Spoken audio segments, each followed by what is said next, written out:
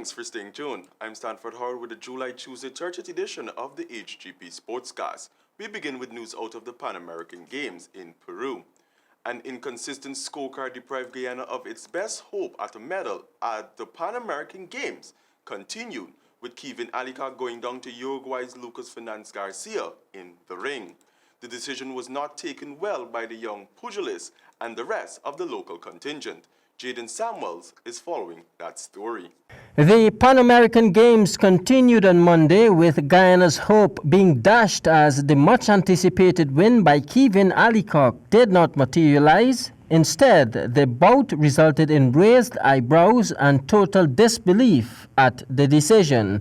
Taking a look at the scorecards, the reading varied miserably from what actually took place in the ring, much to the disappointment of the young boxer.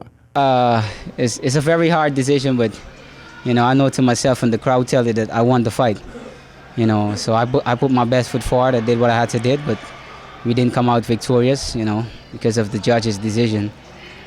Maybe next time we're gonna do more better, push more hard, and we're gonna bring the goal home. Also commenting on the outcome of the bout was President of the GBA, Steve Ninval, who, despite being aggrieved, has accepted the decision. Most people in the arena would have seen last night, he was the more aggressive fighter. He had the most landed punches.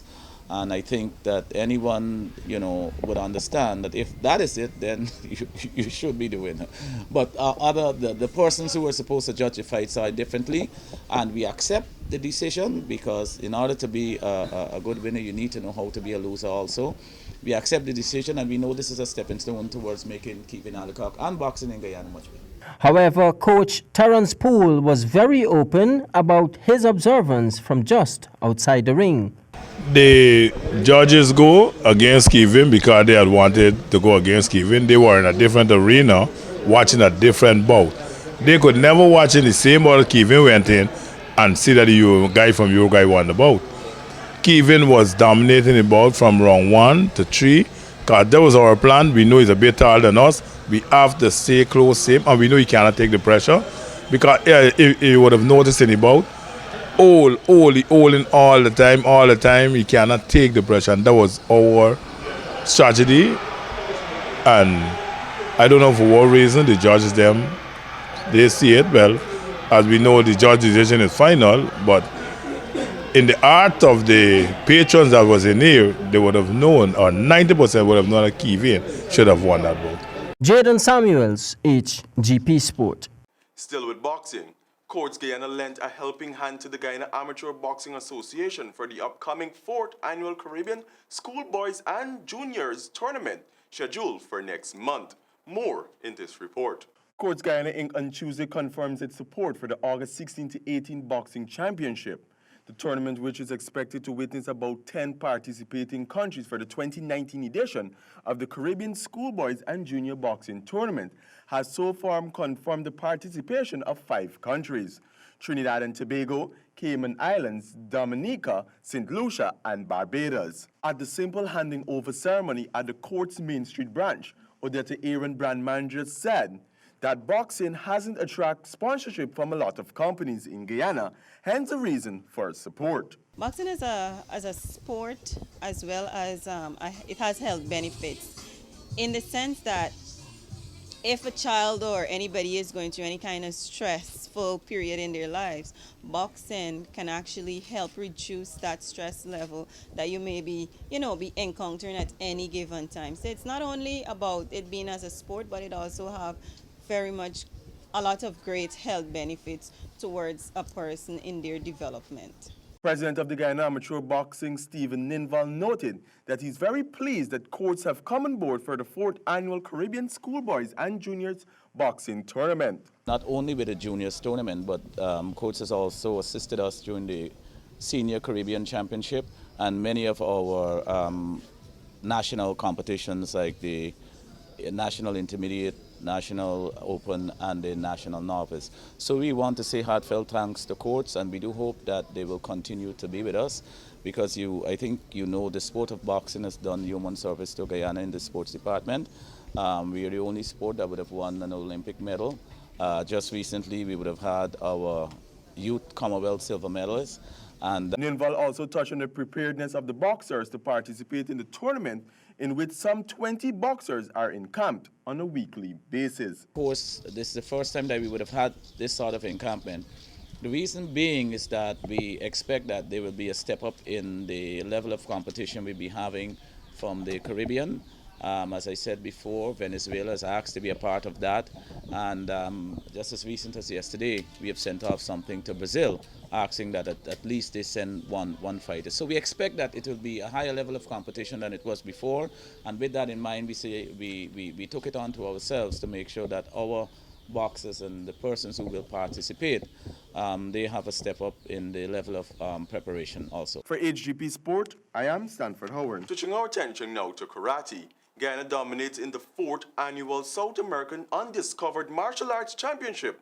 More in this report.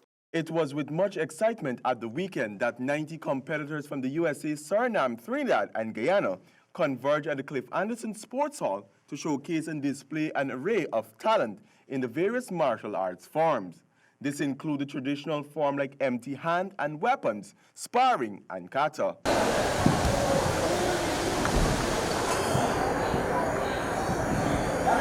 Guyana, who had some 78 competitors, dominated the points standing with 66 gold, 72 silver, and 33 bronze medals, while Trinidad came in second with 9 gold, 7 silver, and 4 bronze.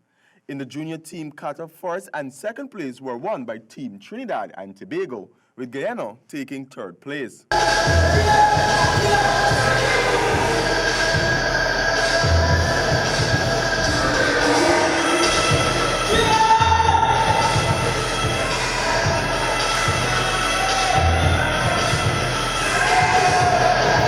The 19 to 34-year-old black belt point sparring went to Bertram Williams of Guyana, who took the upper edge over Trinidadian Aaron Cornwell to cop first.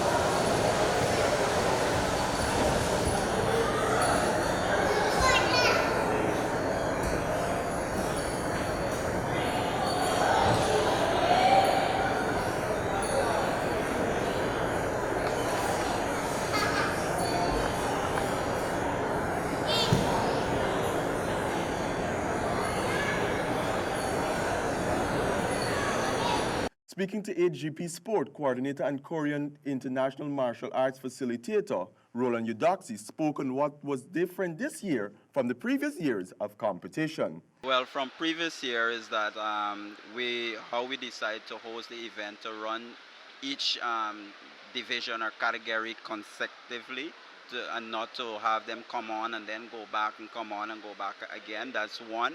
And two, that what is different is that we have a wider range from Trinidad and Tobago. Of course, we were expecting a bit more, but due to sponsorship, we understand. But they are here, and I must say thank you to them. Roland also gave his take on what needs to be done going forward in terms of management and structure of the event. He believed that the weakest area of the local team is in the sparring department, and poised that more attack and less retreat is necessary to ensure success at the upcoming Trinidad Championships. For HGP Sport, I am Stanford Howard. In football, the Guinness Greatest of the Streets quarterfinal and semi-final stage will see a change in date as exciting matches continue in this competition. Samuel Gillis has more. Following a persistent downpour over the weekend which made the National Cultural Center tarmac unplayable, the Guinness Greatest of the Streets quarterfinal and semi-final matches will now be staged on Friday, August the 2nd at the same venue. This was disclosed by the tournament coordinator, Three-Peat Promotion. In a release, it was noted that a great downpour rendered the venue unplayable, which was certainly disappointing as systems were in place for a wonderful night of action. The release further stated that priority was and must be given to the safety and overall health of the players. Although injuries are a byproduct of the sport, we have to use every opportunity to ensure and remove any possibility of injury for the players. That is the most important factor of the event, because without the players, there would be no event. Despite the unfortunate incident, we envision a thrilling night of action on Friday as the teams vie for a coveted finals berth.